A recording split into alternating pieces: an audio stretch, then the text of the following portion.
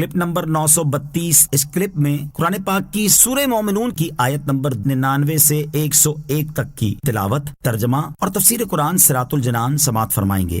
بسم اللہ الرحمن الرحیم۔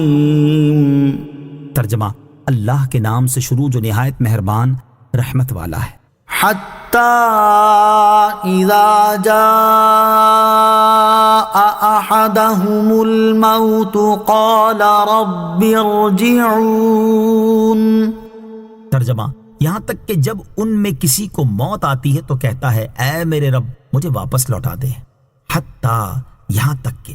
اس آیت میں اللہ تعالیٰ نے اپنے حبیب علیہ الصلوۃ والسلام کو خبر دی کہ جو کفار مرنے کے بعد اٹھنے کا انکار کر رہے ہیں یہ اپنی موت کے وقت دنیا کی طرف لوٹائے جانے کا سوال کریں گے۔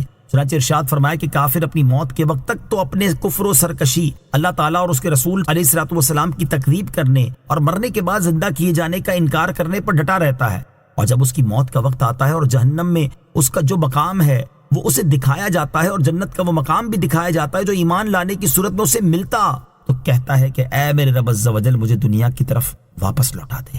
لعلی اعمل صالحا فیما ترکت کلا انہا کلمۃ هو قائلها ومن ورائهم برزخ الى یوم یبعثون۔ ترجمہ: جس دنیا کو میں نے چھوڑ دیا ہے شاید اب میں اس میں کچھ نیک عمل کر لوں، ہرگز نہیں، یہ تو ایک بات ہے جو وہ کہہ رہا ہے اور ان کے آگے ایک رکاوٹ ہے اس دن تک جس دن وہ اٹھائے جائیں گے۔ لعلی اعمل صالحا، شاید اب میں کچھ نیک عمل کر لوں۔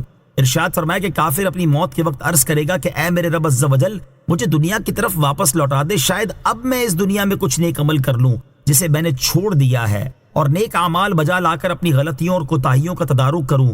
اس پر اسے فرمایا جائے گا ہرگز نہیں، یہ تو ایک بات ہے جو وہ حسرت و ندامت سے کہہ رہا ہے، یہ ہونے والی نہیں اور اس کا کچھ فائدہ نہیں۔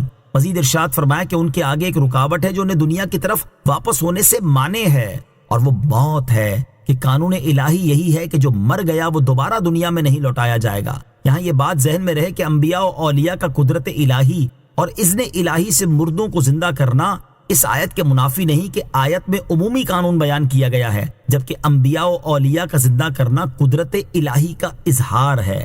فَإِذَا نُفِخَ فِي الصُّورِ فَلَا أَنْسَابَ بَيْنَهُمْ يَوْمَئِذٍ وَلَا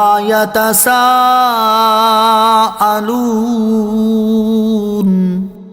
ترجمہ: تو جب سور میں پھونک ماری جائے گی تو نہ ان کے درمیان رشتے رہیں گے اور نہ ایک دوسرے کی بات پوچھیں گے۔ فَإِذَا نُفِخَ فِي الصُّورِ، تو جب سور میں پھونک ماری جائے گی۔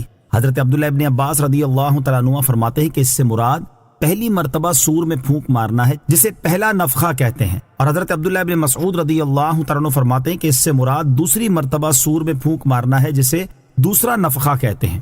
اس آیت کا خلاصہ یہ ہے کہ جب سور میں پھونک ماری جائے گی تو لوگوں کے درمیان کوئی رشتے نہ رہیں گے جن پر وہ دنیا میں فخر کیا کرتے تھے، اور ان میں آپس کے نسبی تعلقات منقطع ہو جائیں گے اور رشتہ داری کی محبتیں باقی نہ رہیں گی، اور یہ حال ہوگا کہ آدمی اپنے بھائیوں، ماں باپ، بیوی اور بیٹوں سے بھاگے گا، اور اس وقت نہ ایک دوسرے کی بات پوچھیں گے جیسا کہ دنیا میں پوچھتے تھے، کیونکہ ہر ایک اپنے ہی حال میں مبتلا ہوگا۔ پھر دوسری بار سور پھونکا جائے گا اور حساب کے بعد لوگ ایک دوسرے کا حال دریافت کریں گے۔ رسول کریم علیہ الصلوۃ والسلام کا نسب اس وقت بھی فائدہ دے گا جب رشتے منقطع ہو جائیں گے۔ یاد رہے کہ اس حکم میں حضور اقدس صلی اللہ تعالی علیہ وآلہ وسلم کا نسب داخل نہیں۔ آپ صلی اللہ تعالی علیہ وآلہ وسلم کا نسب قیامت کے دن مومن سادات کو کام آئے گا۔ یہاں اس سے متعلق 4 احادیث سماعت کیجیے۔ نمبر 1، حضرت عبداللہ ابن زبیر رضی اللہ تعالیٰ عنہ سے روایت ہے، تاجدار رسالت صلی اللہ تعالی علیہ وآلہ وسلم نے ارشاد فرمایا، قیامت کے دن میرے نسبی اور سسرالی رشتے کے علاوہ ہر نسبی اور سسرالی رشتہ منقطع ہو جائے گا۔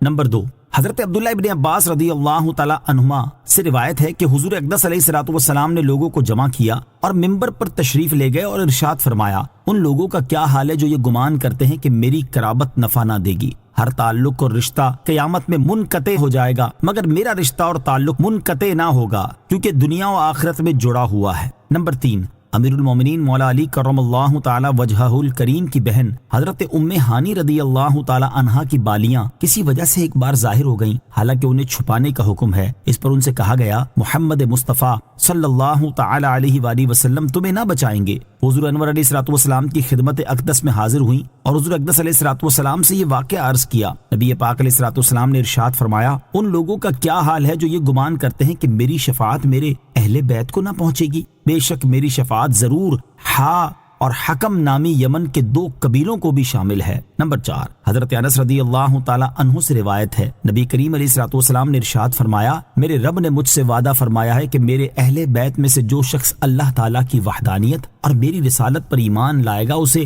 عذاب نہ فرمائے گا۔